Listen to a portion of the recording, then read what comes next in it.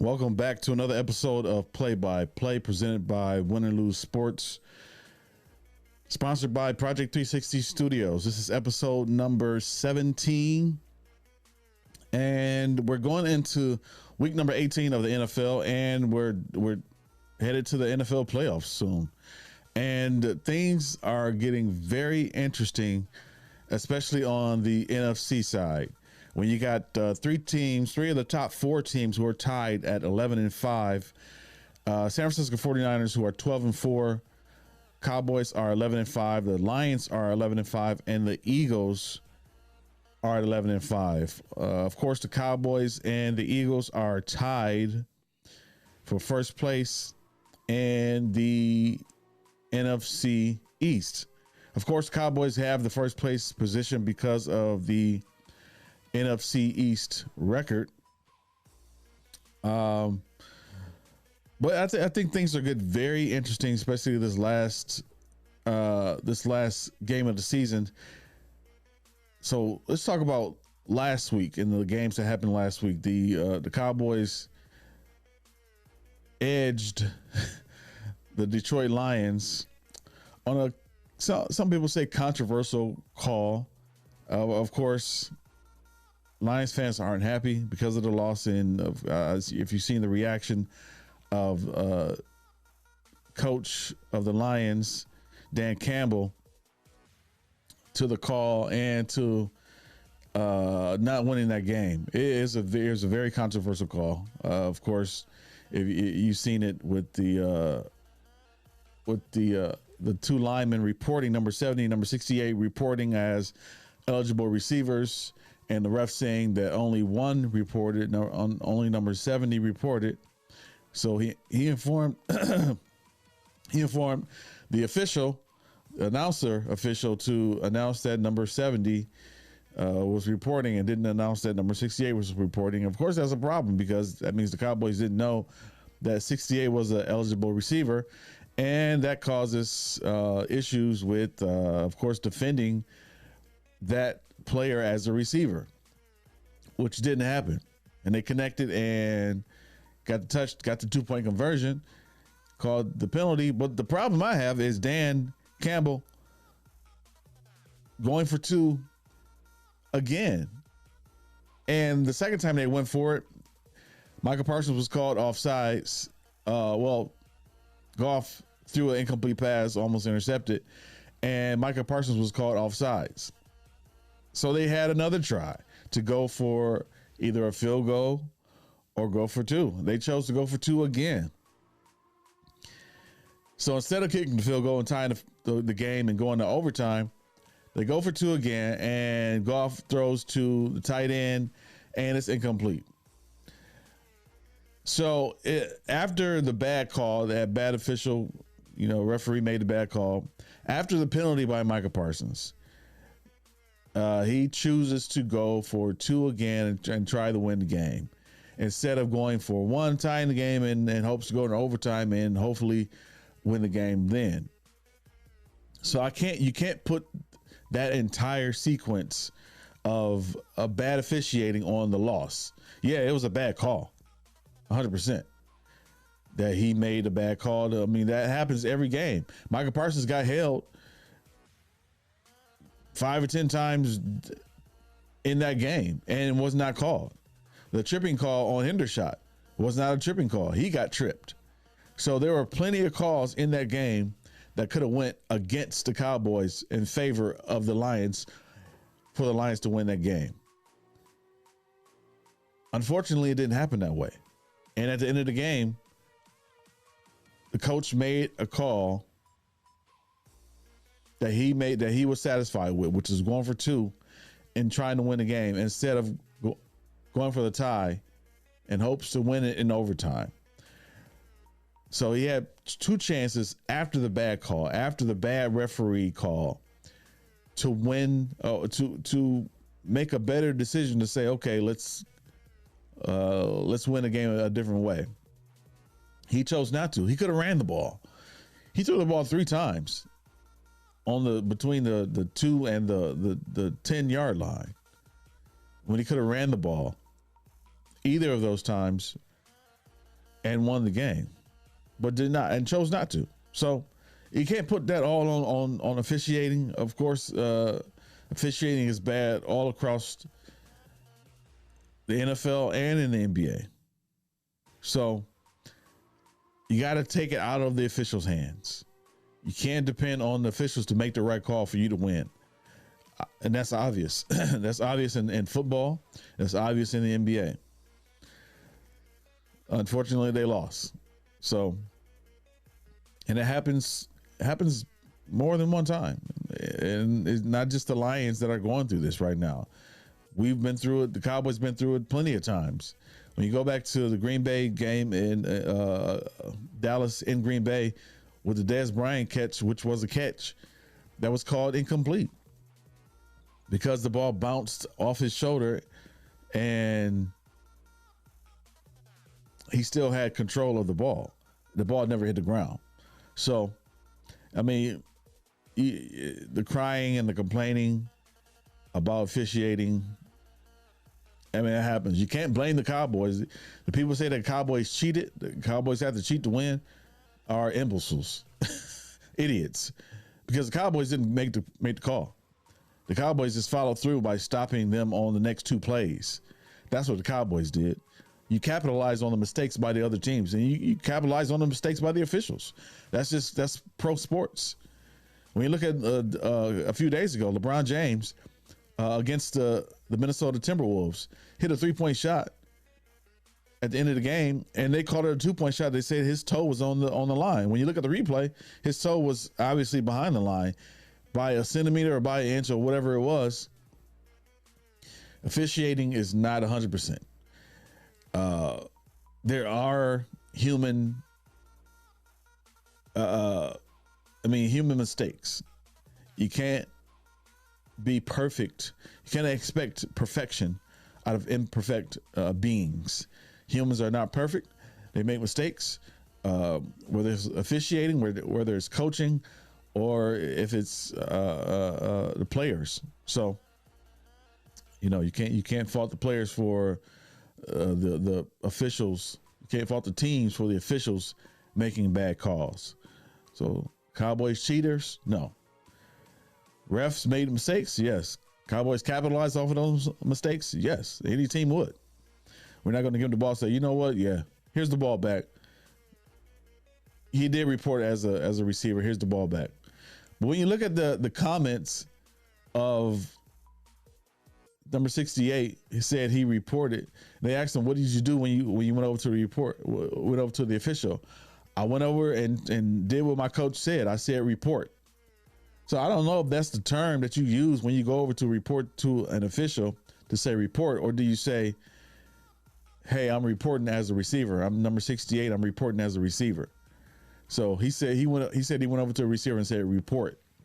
Not sure what that means. So anyway, moving on. As controversial as that is, and how I would really love to talk about the Lions' loss, let's move on to another team that lost, the Eagles. So the Eagles lost to the Arizona Cardinals last week. Now,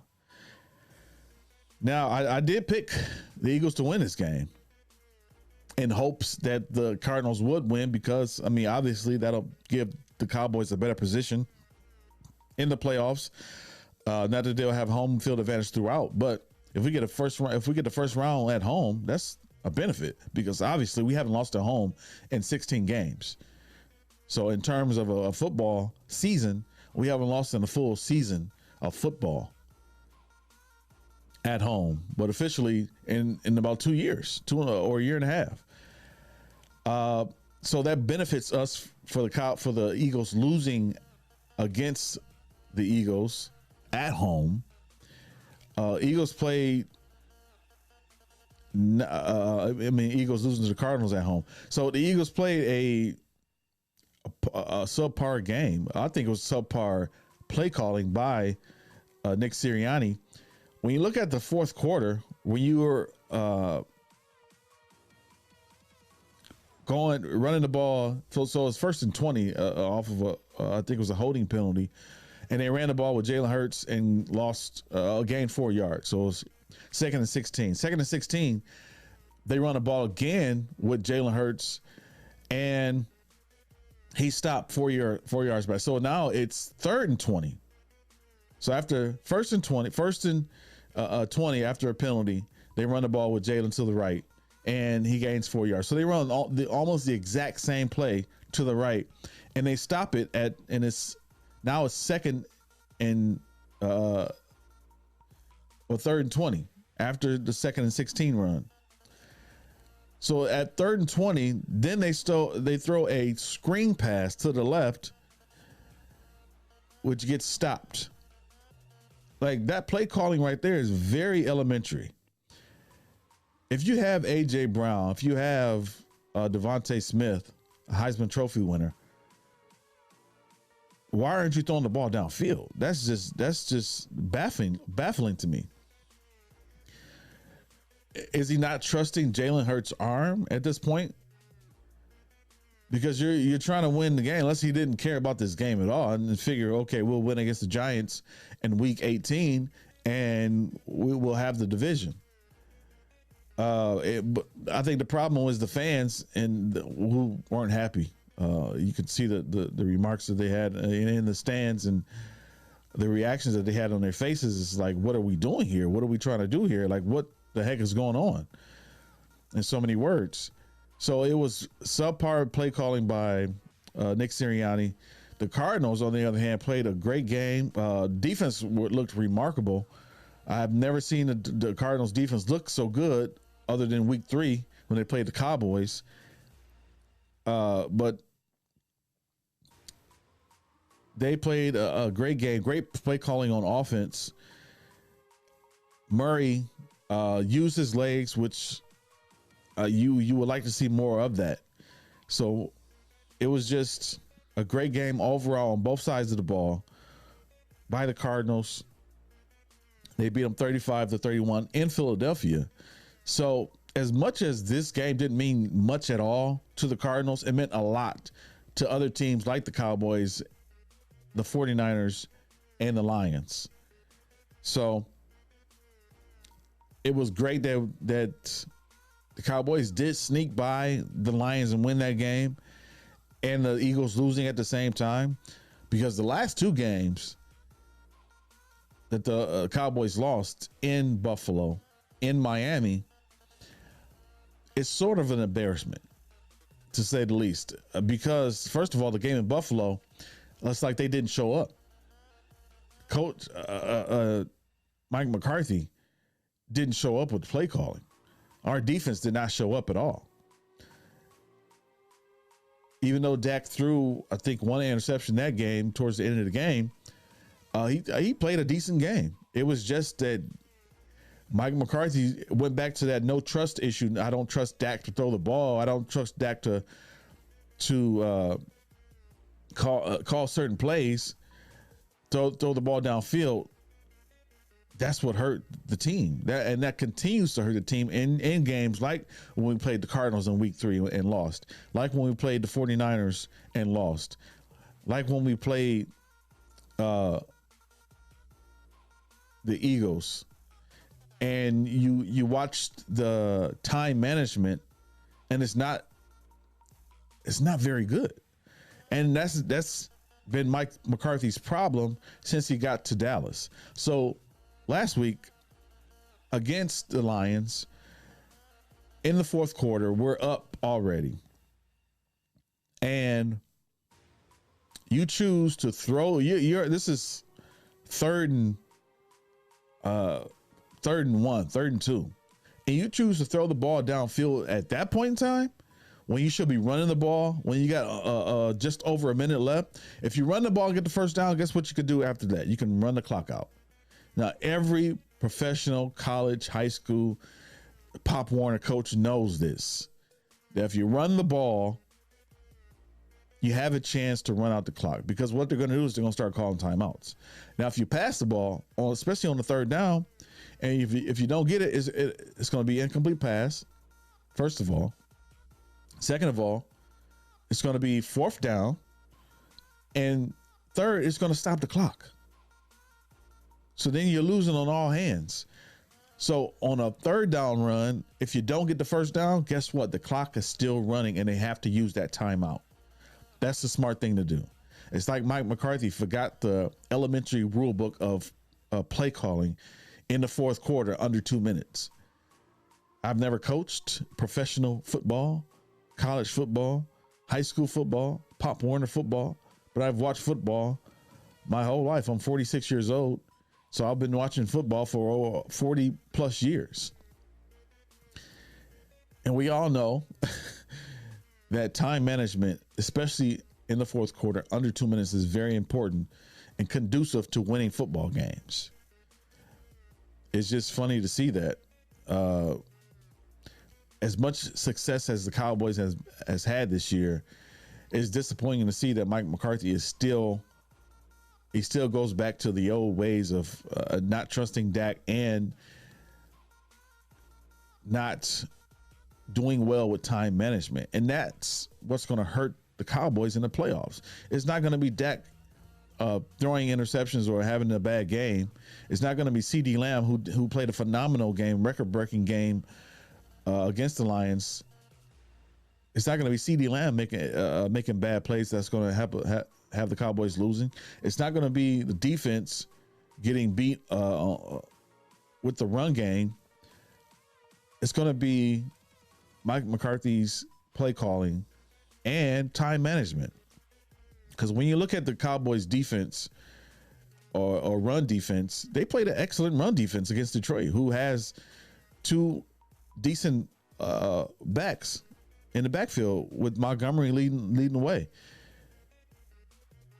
They played a really good game. When you look at the plays by DeMarcus Lawrence, even Sam Williams, who sometimes is very irritating when it comes to making these mistakes, and Odighizuwa and Micah Parsons, who got after not just the quarterback, but got after the running backs in the backfield, making plays instead of Sam Williams is running right past the running back trying to blitz.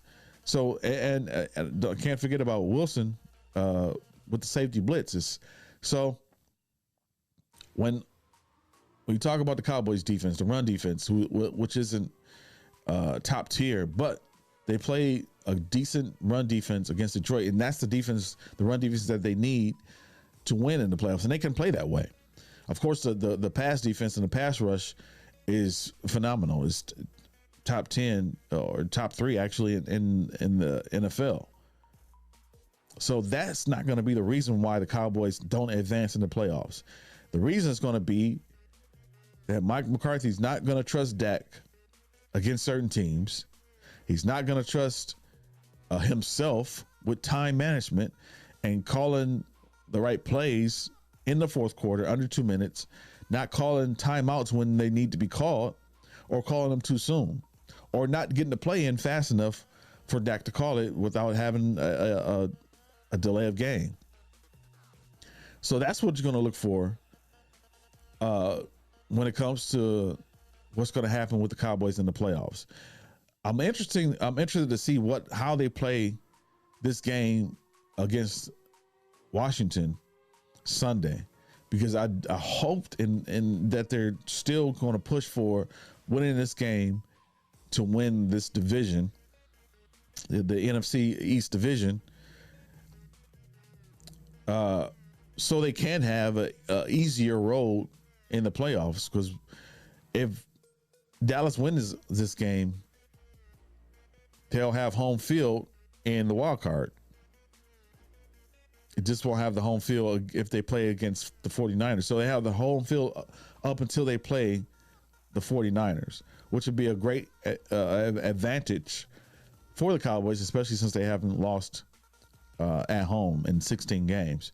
Now, as far as the Lions, who did clinch the NFC North division, I think they still have a great chance to have a good run in the playoffs, even with this loss, because I think what this loss does is give them a reason to show people, okay, this is who we are, because they didn't lose this game per se. And as far as technically they did lose the game, but as far as momentum wise, they didn't lose this game, because I think this gives them more momentum and more reason to go out and fight and make plays and win games to prove that they are good as they say they are. Now,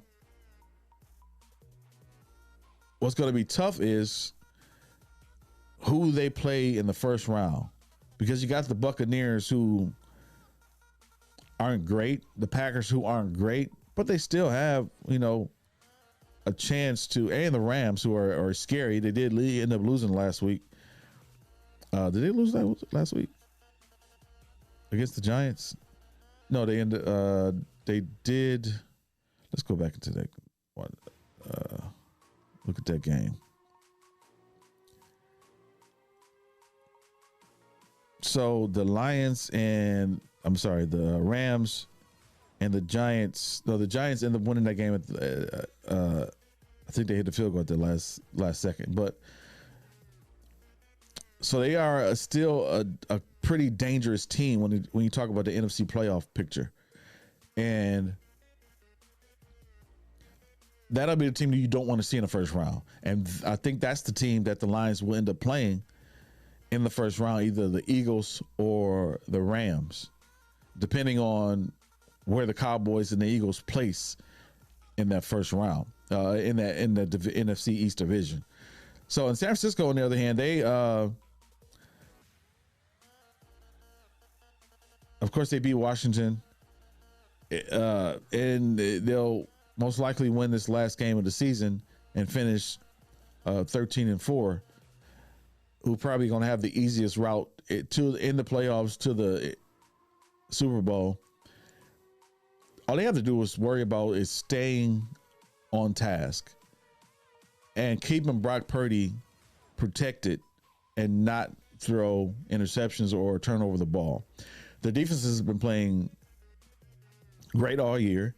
Of course, Debo, George Kittle, and Christian McCaffrey have been top notch in the NFC, as far as, or in the NFL, Chris McCaffrey, as far as their offense. So I don't see any problem with them, any issues with them finishing off this season and making a deep playoff run. I see them in the conference championship. It'll be either against the Cowboys or the Eagles, I believe. And I think it'll come down to is the Eagles versus the Cowboys, going up against the 49ers. Now, in order for the Cowboys to beat the 49ers, that's a different story. Mike McCarthy is going to have to be on his A game. Dak is going to have to be on his A game. And if Mike McCarthy is not, that means Dak has to make decisions on his own and say, hey, I'm going to put this team on my back and we're going to figure out a way to win this game. And Dan Quinn and his defense is going to have to be top notch when it comes to stopping the run. That's the only way they can beat the San Francisco 49ers, is to stop the run. Because if you stop the run, that means you're going to put the ball into Brock Purdy's hands. That's exactly what the Baltimore Ravens did against them last week in week 16, is stop the run and put the ball in Brock Purdy's hand. Make him turn over the ball. And that's exactly what happened. He had 4 interceptions. So I think the Cowboys have to look at the Ravens game and put that in their back pocket, and put that in their playbook and say, hey, this is how we need to play, and this is what we need to do to win, and let's figure out a way. Let's make this run. I don't trust Mike McCarthy. I trust Dak. I didn't trust him at the beginning of the year because of how he played the previous year. If you go back and listen to my first 2 podcast episodes of this podcast, I was worried. But the way Dak has been playing, even though he had a bad game against Buffalo, I still think he's in that MVP conversation. A lot of people don't think so. Of course, top of the list is Lamar Jackson and Josh Allen, of course. But I think Dak is still in that conversation. I trust Dak. I trust Dak to win football games. I just want to see him take initiative when Mike McCarthy is not trusting him and being 100%. Because I would change the play. If I don't feel this is the right play, let's change that play, Dak, at the line of scrimmage. I don't care how mad the coach gets, because he's not making the right decisions. So I'm trusting Dak above McCarthy to take this team to the Super Bowl, or as far as they can go in the playoffs. I'm not saying Super Bowl because, oh well. So we all know why. But I'm saying I'm trusting Dak to take this team as far as they can go, not the coach, not Mike McCarthy. So next week, we'll be in the playoffs, heading into the playoffs. So we'll talk about more at AFC and the Dolphins, the Chiefs, the Browns, who are very, very surprisingly good, especially when you get Joe Flacco coming off the couch and winning games with the team. They're playing phenomenal right now on all sides of the ball, offense, defense, special teams. So shout out to Joe Flacco and how he's been playing, how the Browns have been playing. They look good. I think they'll be they'll be a team that'll surprise whoever they play in the playoffs in the first round. So we'll talk about them next episode. The Ravens, Dolphins, Chiefs. Chiefs look like they're in trouble. A lot of dysfunction. The Ravens look great. The Dolphins, who lost to the Ravens, of course, I mean, you can't beat the best team. But the Dolphins still look good. They beat the Cowboys and they beat a couple other good teams. Not as many teams as people want them to beat, many top tier teams, but they're winning football games. That's all that matters. So we'll talk about that next episode. Remember to like and subscribe on YouTube at Win or Lose Show, on all social media at Win or Lose Show. Follow us on Facebook at Win or Lose Sports. And remember to go to our website where we have tons of our podcast episodes. We have our articles that we write about local sports in Toledo. So, and remember to go to Apple Podcasts, Spotify, iHeartRadio, and wherever you find your podcast, and download and subscribe and follow. We appreciate everybody who follows and subscribes, and we'll see you next time on Play by Play.